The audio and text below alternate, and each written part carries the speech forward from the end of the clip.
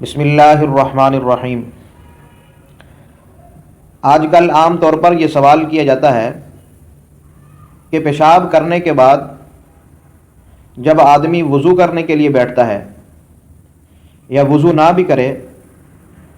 تو محسوس یوں ہوتا ہے کہ پیشاب کے قطرے نکل گئے، تو ان کا کیا حکم ہے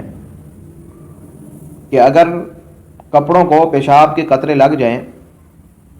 تو پھر کیا کرنا چاہیے، ان کپڑوں کو کیسے پاک کرنا چاہیے؟ یہ عام طور پر وہم ہوتا ہے، حقیقت میں قطرے نہیں نکلتے پیشاب کے،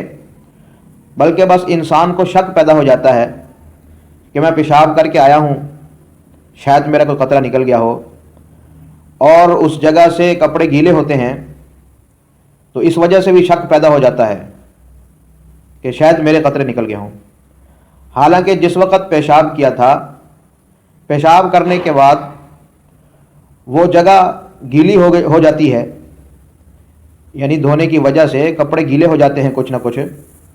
تو اس لیے آدمی کو بعض دفعہ شک پیدا ہو جاتا ہے، تو اس کی طرف توجہ نہیں کرنی چاہیے۔ اور عام طور پر یہ اس چیز کا بھی خیال رکھنا چاہیے کہ جب ہم پیشاب کریں تو پیشاب کرنے کے بعد اچھے طریقے سے ہمیں پیشاب والی جو نالی ہے اس کو دبانا چاہیے تاکہ کسی قسم کا کوئی قطرہ اس کے اندر نہ رہ جائے، تو تسلی کے ساتھ پیشاب کرنا چاہیے۔ اس کے بعد پھر جو ہے وہ کھڑا ہونا چاہیے اور واش روم سے باہر آنا چاہیے۔ تو اگر تو حقیقتاً قطرے آتے ہوں اور آدمی کو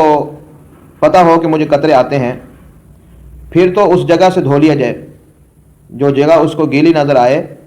تو ان کپڑوں کو وہاں سے دھو لیا جائے۔ لیکن اگر حقیقتاً نہیں ہے، بس ویسے شک اور وہم ہے، تو پھر اس شک اور وہم کو بھی دور کرنے کے لیے ہاتھوں میں پانی لے کر پانی کے چھینٹے جو ہے وہ اس جگہ پر مارنے چاہیے، اور یہ سمجھنا چاہیے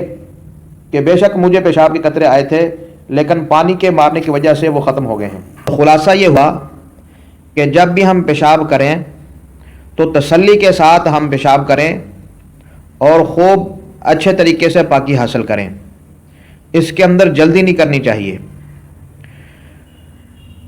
عام طور پر یہ وہم ہوتا ہے، آدمی سمجھتا ہے پتہ نہیں مجھے پیشاب کے قطرے آئے ہیں کہ نہیں آئے، تو اس شک اور وہم کی بنیاد پر ہمیں چاہیے کہ ہم ہاتھوں میں پانی لے کر